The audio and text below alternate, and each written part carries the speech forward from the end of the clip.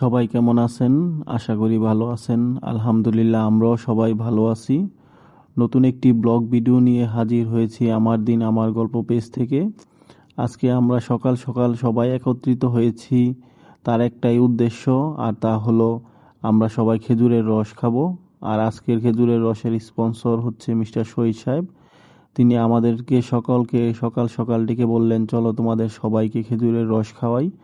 আমরাও বললাম চলেন, খাওয়ালে তো ভালোই হয়। শীতের সিজন চলে যাচ্ছে, এখনো খাওয়া হয় নাই খেজুরের রস। আপনি যদি খাওয়ান তাহলে তো ভালোই হয়। যারা খেজুরের রস বিক্রি করে সেখান থেকে আমরা একটা মামাকে নিয়ে আসছি আমাদের সকলকে খেজুরের রস খাওয়ানোর জন্য। প্রতি লিটার 70 টাকা দরে আমরা খেজুরের রস কিনে তারপর খাচ্ছিলাম। আমরা সবাই অপেক্ষা করতেছিলাম কখন খেজুরের রস খাবো। তার ফাঁকে মিস্টার তারেক গদা, মিস্টার সাব্বির গদা, মিস্টার জগরিয়া গদা বিশ্ব বাণিজ্য অর্থনীতি সংস্কৃতি নিয়ে আলাপচারিতা করতেছিল। আমরা তা শুনতেছিলাম। এখানে আরেকজন ব্যক্তি আছে, মিস্টার তারেক গদা। উনাকে দেখলেই আমার ভালো লাগে। অত্যন্ত ভালো মানুষ, মজার মানুষ, কৌতূহলী মানুষ, রহস্যজনক মানুষ। আইনস্টাইনের ভিতরে এত রহস্য ছিল না, উনার ভিতরে যে রহস্য আছে।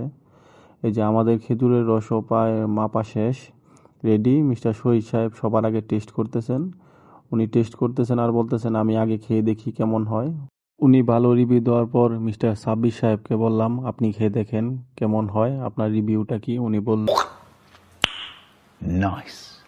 বুঝতেই পারতেছেন মিস্টার সাব্বির গদার কাছে খেজুরের রস কেমন লাগলো। এখন হচ্ছে আমাদের তারেক গদার পালা। দেখি উনি খাওয়ার পর উনি কি বলে।